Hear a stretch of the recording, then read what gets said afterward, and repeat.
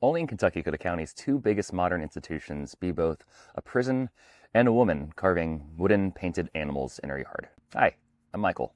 I'm learning a little bit more about Kentucky, one county at a time. All 120 of them. And today I'm learning about Elliott County. As always, if I miss something, feel free to jump in the comments so we can all learn together. And if you want to see the other counties that I've covered, they're all in the Kentucky County playlist on my profile, so go check that out.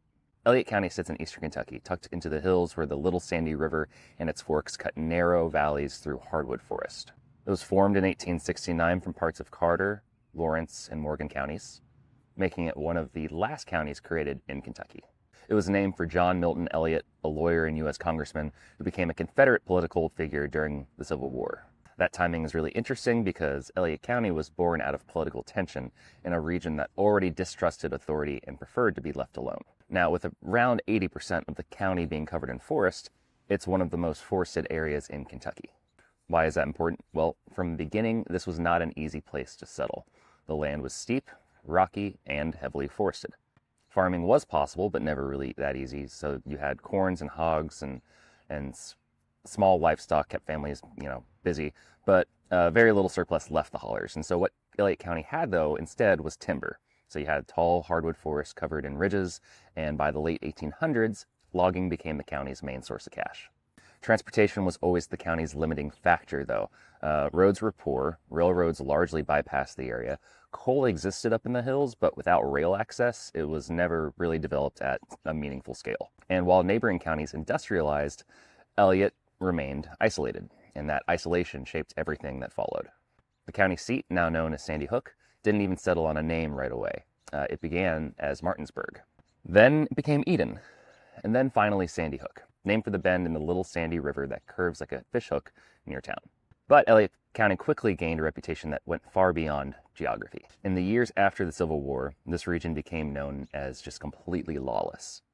You had guerrilla fighters, deserters, outlaws moving through the hills freely during the war and after the war, and peace didn't immediately change that. By the 1870s, Elliott County was openly described in newspapers as one of Kentucky's bad counties.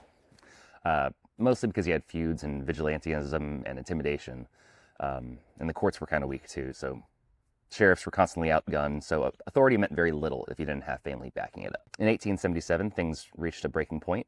Vigilantes burned much of Martinsburg, the county seat, to the ground. By the late 1800s, timber booms came and went, logging camps opened and disappeared. Small communities sprang up around creeks and ridges, and many of them never really incorporated and are barely even recorded. Places like Isonville, Fannin, Bruin, Culver, and Sarah weren't towns so much as clusters of, families and communities. Some had post offices for a few decades, but ultimately lost them. Despite its isolation, Elliott County produced culture that reached far beyond its borders. One of the most important figures to come from Sandy Hook was Keith Whitley. Born in 1954, Whitley grew up immersed in the music traditions of eastern Kentucky. He learned bluegrass first, playing mandolin with Ricky Skaggs, before crossing into the country music territory. If you know him, he has that raw, emotional, deeply Appalachian voice. And when he recorded songs like When You Say Nothing at All and Don't Close Your Eyes, they purposefully did not sound polished, at least in my opinion. They sound a little bit more honest. And so Whitley's career was tragically short, though, ending with his death in 1989. But his influence reshaped modern country music. Now, this is my favorite. Another Elliott County original made her mark without ever leaving the hills. Minnie Atkins was a self-taught folk artist from Elliott County who became internationally recognized for her hand-carved wooden animals. Her work is known for exaggerated features, really bold, bright paint, and very emotional, alert presence.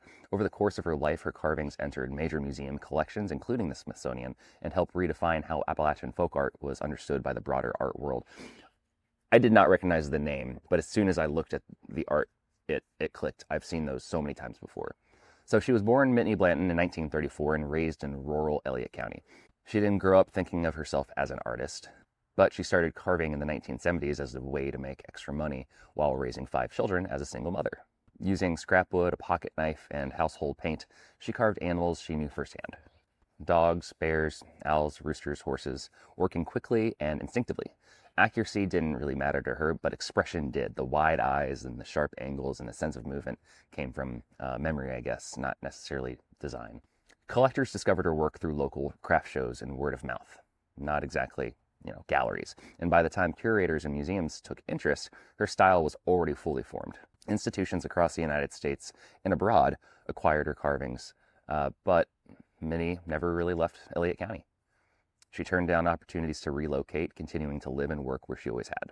Buyers came to her, sometimes driving directly to her home. She remained informal, direct, and uninterested in changing her process to meet outsider expectations. Minnie Atkins continued carving well into her later years, producing thousands of pieces. Even after her work entered elite collections, she sold carvings locally for modest prices and maintained close ties to her community. Today, Elliott County honors her legacy with an annual Minnie Atkins Day, recognizing her as one of Kentucky's most important artists, someone who achieved international recognition without ever leaving the place that shaped her. For much of the 20th century, Elliott County stayed small by necessity. But one of the biggest shifts in the modern era for Elliott County came in 2002 with the opening of the Little Sandy Correctional Complex. The state prison brought stable jobs to a county that desperately needed them. For some families, it meant staying instead of leaving. And for others, it was complicated. A prison isn't necessarily a traditional industry, but in Elliott County, it became an economic anchor. But thankfully, nature remains the county's strongest draw. Grayson Lake, created by a dam on the Little Sandy River in the late 1960s, transformed part of the county into a recreational destination. Fishing, boating, camping, and hiking brought visitors who might otherwise never pass through Grayson Lake State Park, sits partly in Elliott County, offering trails, campgrounds, and one of the most scenic golf courses in eastern Kentucky. Nearby, Laurel Gorge became another focal point for kayaking, nature walks, and local heritage programming. Interestingly, for decades, Elliott County was nationally cited as one of the most consistently democratic counties in the United States. From Reconstruction through 2012, it voted Democratic in every presidential election except one. Political scientists and journalists regularly use Elliott County as a case study for Appalachian Party loyalty rooted in New Deal economics and union sympathies, even though Elliott never industrialized the same way that coal counties did. The streak finally broke in 2016. With you-know-who. That flip became national news not because Elliott was big, but because it had been so historically unmoved. It truly did mark the end of a political identity that had lasted longer than many states' borders. Today, Elliott County is one of the least populated counties in Kentucky. The county has just under 7,500 residents, which is a number that has slowly declined over the past several decades as jobs centralized elsewhere and younger generations moved out. Sandy Hook is home to roughly 600 people. So, that's Elliott County. What'd I get wrong this time?